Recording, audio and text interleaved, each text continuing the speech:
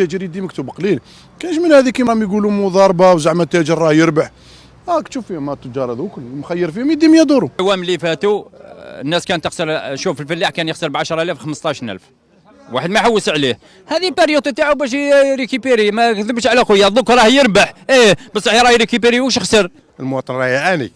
كاين اللي راهو المدخول تاعو ضعيف، يصور 1.5 مليون ولا 1.2 في الشهر، هذا ما يقدرش يشري بلاطو تاع بيض ب 60000.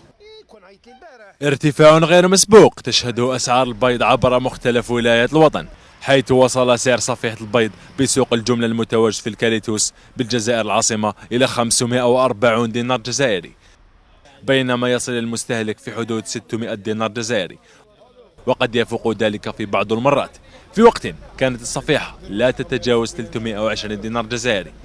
فلم تعد هذه المادة الغذائية في متناول العائلات المتوسطة، وباتت من المحرمات على ضعيفي الدخل. أخبار الوطن تنقلت إلى سوق الكاليتوس لمعرفة أسباب هذا الارتفاع، وهكذا كان نرى تجار الجملة بهذا الخصوص. ياك تشوف سلعه ما كانش، شكون صورت المرشي هذا هو المرشي مولف معمر، مرت قوي دجاجه مات، الناس ما حطوش، فلاحين خسروا بزاف، كاين اللي مات لهم الدجاجه بقوه كبيره، لا مرضي تاع الاس 5 هذه. في الماده الاوليه مايس الصوجه ارتفعوا ب 30 40 حتى ل 50%. شحال كانوا يديروا العام اللي فات العام؟ كانوا يديروا العام اللي فات 350 400 4000 دينار الكبوب، وهذا العام هو يدير حتى ل 600 650. الصوجه كانت تدير 600 700 طلعت حتى ل 1200 1300. اليوم السوق دار عند الفلاح 54000. هذا مول الكاميو هذا عنده بورسونتاج مع الفلاح ني بليس ني موا، ما عنده حتى زيادات ولا نقولوا خلينا ما ندخلوش في الاخر. شحال يمد كل واحد، شحال يمد الكاميو اللي يخدم معاه، هذو يخدموا شغل ترونسبور ما كان لا شغل لا والو. وحنا نشرو من عندهم صافي، راي من عند الفلاح رانا نشرو لعندي انا المول الحانوت للمستهلك. يعني كاين زوج مراحل، هذه المرحله ما نحسبوهاش. يعني البيض من 54,000 حتى لليوم راهو ياكل فيه المستهلك ب 60,000 البلاطو. يعني كاينه 6000 يقسموها زوج تجار، ماشي حاجه كبيره بالنسبه للسعر اللي راهو فيه هو تاع 54,000. ما قدرناش نخدموا نهضوا صراحه. احنا التجار عندنا كاع الامكانيات والدنيا عندنا. شوف نخلصوا لي زامبو، نخلصوا لاكاسنونس، عندنا كلش، وزيد مزير علينا. يقول لك دير الفريغو، احنا نجيبوها من الكورين ندير لها الفريغو. ماده حيه هذا البيض ما نقدرش نديرو في الفريغو، باسكو لازم يروح ديريكت للمستهلك، والتاجر اللي يشري عليه اللي يخدم عليه راهي الوسائل باش يتنقل باش يبيع سلعته في الجمله راه يلقى ضغوطات كبار في الطرقات. نكذب عليك، دوك انت تروح تدي سلعتك يقول لك سيزي. احنا عندنا كاع الوثائق والدنيا. تجار الجملة بالسوق كشفوا أن قانون سلسلة التبريد الذي فرض عليهم أحدث عراقيل كثيرة في نشاط البيع والإنتاج في هذه الشعبة، مطالبين بإعادة النظر فيه لكونه يبقى حسبهم صعب التطبيق على أرض الواقع. شوف الاشكال تاع التبريد هنا في السوق كيفاش صار لنا احنا هاوليك نبيعوا في الثلاجه. ليك صور على شوف في الثلاجه كي نبيع انا للسيد هكذا نديروا 6 درجات الهي، هو اللهن شحال يديه 40 درجه، تولي اللهن 20 درجه 22 درجه. خلينا ذكرنا البروده والاخر 20 درجه 18 درجه. اسكو البيض هكذا اسكو بالدرجه هذه يخسر ولا ما يخسرش؟ هذه هي الاشكال اللي رانا فيه حنايا. احنا ماناش كونتر القانون وماناش كونتر التبريد. احنا اذا كان تنظيم تاع تبريد يبدا من الكوارع الكبار، من لي بولاي حتى ياكلوا المستهلك. اذا عندنا سلسله تبريد رانا مستعدين نخدموا بسلسله تبريد، بصح حتى المستهلك يدي ثاني بارد. نعم اخوان من هنا بالفريقو نورمال، بصح انا ما نقدرش نشعل البيض الفريقو هذا. وكان تجيبه هنا تشعل له الفريقو، انا خطره شعلت الفريقو نسيتو شاعل في الكاميو، جيت لهنا السلعه هذيك خسرت فيها، ما يدوهاش عليك هنا. لاخاطش على بالو السلعه كي تدخل للفروه ديجا هي ما كاشان فروه، هو يشري عليك يديها يبيعها في طابله في المارشي ولا في حانوت، يلقى فيها ما تشدلوش ما تطولش كيما يديها، باسكو البيض يخرج سخون من الدجاجه، يخرج سخون من الكوري. هذه احنا نشدوا السلطات باش ينحونا هذا الفريقو، ينحيوه. ما كاش يتسمى ماهوش ماشي عفسه اساسيه في خدمتنا، فهمت؟ بالعكس تعرقل معاك في السيرتيفيكا راني معاك تاع طبيب، هذه ابليكاسيون نخدموها صح، سيرتيفيكا طبيب يشوفوا بلي هذا البيض يتكونسوما وياكلوا المستهلك، رانا معاه في هذه. بصح الفريقو نشدوا السلطات باه ينحوا لنا الفريقو هذا. هي 3 أسباب رئيسية ذكرها عمر عامر رئيس الجمعية المهنية للتجار والصناعيين الصغار والحرفيين الجزائريين أثرت في غلاء أسعار هذه المادة، ويجب الإشارة إليها. احنا شفنا باللي كان ارتفاع يعني غير مسبوق في هذا المادة هذه. حسب ما عشنا مع هذا الناس هذو لقينا عندهم 3 مشاكل. المشكل الأول أنه ما عندهمش سوق، راهم ينتجوا في هذا المكان، يعني ينشطوا في هذا المكان، لكن لحد الآن مازال ما عندهمش قرار رسمي اللي يرسم لهم يعني المكان هذايا. يعني قادرة غدوة يعني السلطات تجي تقول لهم روحوا منا. كاين النقطة الثانية اللي هي يعني الارتفاع الجنوني في كل المواد اللي يعني تستعمل في تربية الدواجن من اجل يعني انتاج ماده البيض هذه. كل المواد يعني هذه الازمه راهي ازمه عالميه ماشي في غير في الجزائر. النقطه الثالثه اللي هي والاساسيه، احنا شفنا باللي كاينه ماده قانونيه اللي يعني تضطر يعني بها تجار البيض والموزعين على استعمال المبردات. احنا الجمعيه ولا حتى اهل الشعبه هذه راهم مستعدين باش نقوموا بدراسات بتحاليل في المخابر سواء نتاع الدوله ولا المخابر الخاصه، ونديروا تجارب كما سبقتنا بها الدول. كاين بعض الدول دارت تجارب وين حطت البيض في مكان عادي تاع درجه معتدله حراره معتدله وحطته في فريقو، نهار اللي يجبدوا البيض لقاو باللي هذاك يصلح وهذاك يصلح، اذا هنا ما كاينش خطوره. وعلى هامش احدى تغطياتنا الصحفيه بوزاره التجاره التقينا بالامين العام لاتحاد التجار والحرفيين الجزائريين وكذا رئيس الفيدراليه الجزائريه للمستهلكين، وكان ردهما كالآتي. المربين اللي راهم ينتجوا هذه الماده هذه تاع البيض راهم يقولوا باللي المشكله راها في الاعلاف الحيوانيه وفي غلاء معناها المدخلات هذه نتاع الاخر الادويه ولا هذا.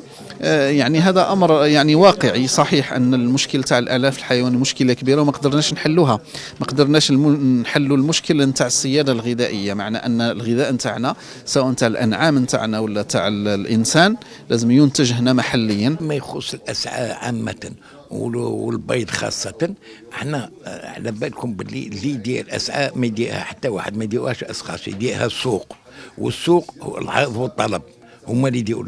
اليوم اذا كان باغيين ماده من مواد تغلى في السوق يليق تفقد، قبل لا تغلى يليق تفقد. البيض اليوم المؤبين الدجاج ولا اللي يديروا البيض منتجين هذا البيض هم قلال جدا لاسباب لا نعرفها، بالك في وزاره الفلاحه يكون عندهم علم، لا نعرفها، قلوا كثير. اليوم هذه الماده اي موجوده قليله في السوق، ولهذا الطلب زاد عليها والعرض قليل، نظن باللي اوتوماتيكمون تغلى. لمعرفة تفاصيل أكثر حول هذا الموضوع وللإحاطة بكل العوامل المسؤولة والمراحل التي يمر بها إنتاج هذه المادة من الفلاح إلى غاية المستهلك، تنقلنا إلى حظيرة للدجاج البياض بتيبازا، وكان محمد صاحب الحظيرة في استقبالنا. كما كنتوا تشوفوا لداخل الدجاجه تاكل الماكله تاعها كلش اوتوماتيك، وهذه هي المرحله الاخيره تاع البيض. يجي البيض في الطابله لهنا نعمروه ونخرجوه لا شومب تاع ستوك ونوجهوه للبيع. وبالمقابل يرى الطبيب البيطري للحظيرة أن مصاريف المربي التي ارتفعت بأضعاف منذ جائحة كورونا من مواد أولية ولقاح أدت إلى اعتزال الكثير من الفلاحين والمربين لهذه الشعبة، وهذا ما أدى إلى ارتفاع الأسعار في المقابل. مؤخرا كان في لاحظنا انتشار في الجزائر، كان في مشكلة مرض فيروسي جديد في 2020 كانت أول موجة، وللأسف عاودت ثاني موجة في 2022. المرض الجديد هذا هو انفلونزا الطيور، النوع تاعها H5 H5. للأسف هذا المرض تسبب في خسائر كبيرة في الدواجن في الجزائر، وخاصة في الدجاج البياض.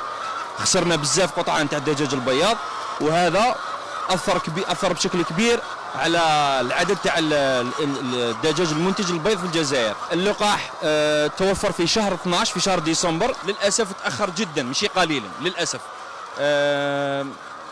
بسبب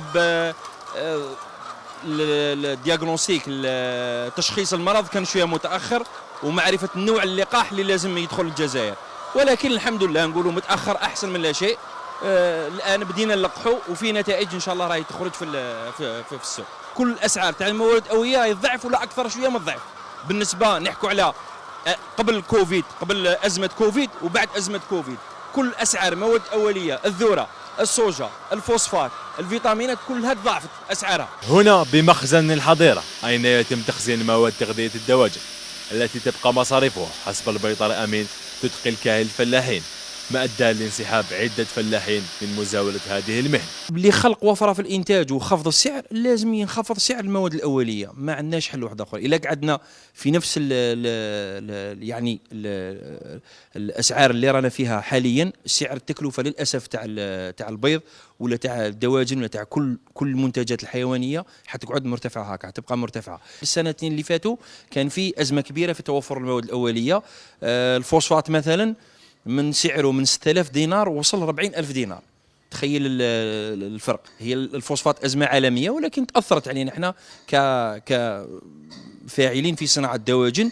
هذا يأثر على سعر التكلفة تاع البيض ولا تاع الدجاج ولا تاع أي مادة تاع إنتاج حيواني بصفة عامة، وحتى على الفلاحين بنفسهم. كاين عزوف كبير من الفلاحين، كاين الناس اللي هربت من الميدان اللي ما قدروش يواكبوا، لأنه كان في عدم توافق، كان في ارتفاع في المواد الأولية، ولكن الثمن تاع المنتج ما ارتفعش بالمقارنة. علال دحماني أحد تجار البيض الذي يزاول هذا النشاط منذ أكثر من 20 سنة يكشف عن الحالة التي أصبح يعيشها ويتخبط فيها تجار هذه المادة. كنت كنروح نشري أنا 1000 بلا باغ اكزومبل تسقام لي 55، كنت نشريها أنا ب 20 مليون 20 مليون 25 مليون، كنشري 1000 بلا ونروح نسربي ليفري نوزع البيض تاعي. دوكا باش تشري 2000 بلاص قام لك باغ اكزومبل 100 مليون، من تجيب 100 مليون باش تخدم؟ حنا مثلا البروسونتاج اللي كنا ندوه في 2000 كنا ندو 5 دينار الفراك، مازلنا ندوه هكذاك. نطلب باش يلغوا هذه الماده 6 تاع التبريد، على خاطر البيض انا عندي 20 عام ولا 22 وكاع التجار على مستوى الوطن يكذب عليك اللي يقول لك واحد راه يبرد البيض. على مستوى الوطن 58 ولايه عندنا ما كاش تاجر والله منتج فلاح راه يدير البيض والله يبرده. كل هذه العوامل أدت إلى تراجع نشاط تربية الدجاج البياض، ومحمد يروي لنا أحد الأمثلة الحي. مثلا كيما لونغار هذا يا ما راناش نخدموا فيه، رانا حابسين لأسباب مواد أولية ناقصة، نخالة غالية، الأمراض، على هذيك السبب اللي رانا حابسين. المنتجون والعارفون بالقطاع رفعوا عدة مطالب وانشغالات تستلزم حسبهم تدخل السلطات لإعادة تنظيم نشاط هذه الشعبة. لازم المادة الأولية تهبط، لازم الدجاجة تهبط، لازم الصوص يهبط. كيفاش راح نقول لكم؟ لازم المصاريف تاع الفلاح اللي تهبط. فلاح باش يخدم لازم يربح. حسابيا البيض من 54 57 3000، انا حبه تاع البيض تتكسر لي مقيوم عليا ب 2000 فراك 1900، مقيوم عليا ب 1900 معناتها انا راني لو كان نطيح في سلعه فيها لاكاس ولا لا قدر الله يعني ضوضانه ولا اكسيدون صغيره ولا عفسه رايحين نخسروا. احنا ما عندناش يعني هامش ربح كبير. المشكل تاع الفوتاره، المشكل تاع باسكو الفلاحين ما كانش ماده فلاحيه راهي يعني يجيها الفاتوره. احنا راهم يوبليجيو علينا الفاتوره، احنا الفلاح ما يقدرش يدير لك فاتوره. الاخر من الناس عنده 9000 الدوله سامحت له يبيع بلا فوتاره، احنا يجي في الطريق يقول لك دير فوتاره، منين ندير لك انا الفوتاره؟ الفلاح ما يعطينيش فوتاره. السلطات مام الفلاح هو الاول، هو اللي تعاون. احنا لا راح الفلاح ولا ما يربيش رحنا كاع. وزارة الفلاحة راهم يقولوا باللي راهم داروا يعني لقاء مع الديوان الوطني معناه لتغذية الأنعام لوناب، وراهم يشوفوا معاه كيفاش يلقاو يعني سعر يعني معقول اللوناب تبيعه للتجار هادو، عفوا المربين هادو نتاع منتجي البيض، باش من بعد هما السعر تاعهم يخفضوه. شوف احنا طلبنا وكان المطلب تاعنا ووصلناه لأعلى سلطات في البلاد باش تكون فيه تعاونيات فلاحية كما في السابق، وتبيع مباشرة إلى الفلاح. حنا المواد هذه شكون يغليها؟ يغلوها الوسطاء، يغلوها المضاربين، هما اللي يغلوها. بين هذا وذاك يبقى السؤال المطروح بين المستهلكين: متى يعرف سوق البيض انخفاضا وتراجعا في الأسعار؟